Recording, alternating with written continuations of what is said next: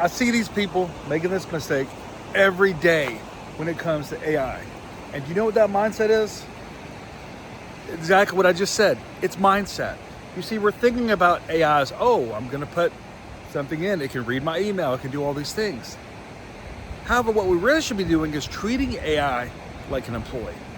And stay with me for a few minutes as I kind of go through this with you. Let's think about this. You've got a new employee that started. You put them into their job, and you're expecting them to be perfect from day one.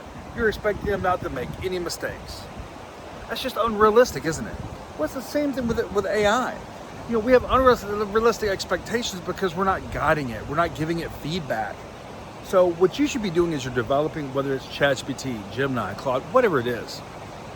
The framework that you should be focused on is, okay, when I feed it certain things I want it to do or want it to help with, am I giving it a standard operating procedure? Am I giving it a document to go by? Am I continuing to tell it how to improve itself?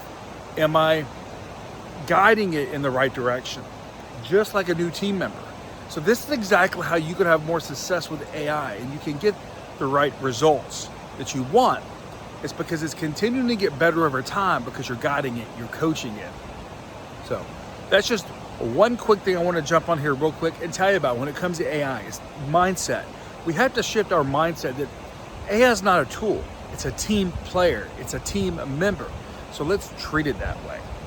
So if you want more information on this, in the description of this video, you can join our private community for insurance agents where I dive deep into all these standard operating procedures and I help you build the right framework for AI inside your organization where you don't need an AI strategy. You need AI to be part of your overall strategy. I'm Chris with Niche Your Business. Thank you for watching.